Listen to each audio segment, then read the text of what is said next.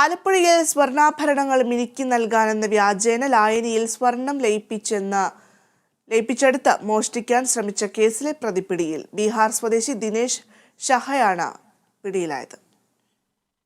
ആലപ്പുഴ പുളിങ്കുന്ന് സ്വദേശിയുടെ സ്വർണ്ണാഭരണങ്ങളാണ് മിനുക്കി നൽകാമെന്ന വ്യാജേനെ ലായനിയിൽ ലയിപ്പിച്ചെടുത്ത് മോഷ്ടിക്കാൻ ശ്രമിച്ചത്. രാവിലെയാണ് കേസിനാസ്പദമായ സംഭവം നടന്നത്.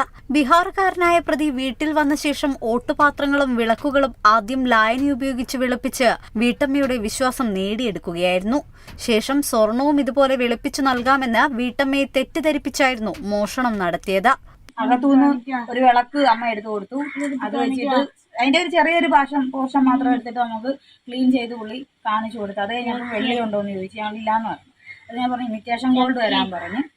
അതും ഇല്ലാന്ന് പറഞ്ഞപ്പോൾ പറഞ്ഞു ഗോൾഡ് വരാൻ പറഞ്ഞു. ഗോൾഡ് 6 മാസം പുതിയതുപോലെ തന്നെ നിൽക്കും എന്നൊക്കെ പറഞ്ഞ് കുറേ നേരം ഞങ്ങൾക്ക് പറഞ്ഞിട്ടും കിട്ടുന്നില്ല എന്നായപ്പോഴത്തേക്ക് വീണ്ടും പുള്ളി ഓരോ ഇതും പറഞ്ഞിട്ട് നിൽക്കുക. പിന്നെ ലാസ്റ്റ് ഞങ്ങൾ പറ്റത്തില്ല ഇവിടുന്ന് പോകുന്നു പറഞ്ഞ് ദേഷ്യപ്പെട്ടപ്പോഴത്തേക്കും പുള്ളി ഇറങ്ങിപ്പോയപ്പോൾ എന്തോ പറഞ്ഞു. പക്ഷെ ഹിന്ദിയിലാണ് പറഞ്ഞത്. അത് ഞങ്ങൾക്ക് മനസ്സിലായില്ല.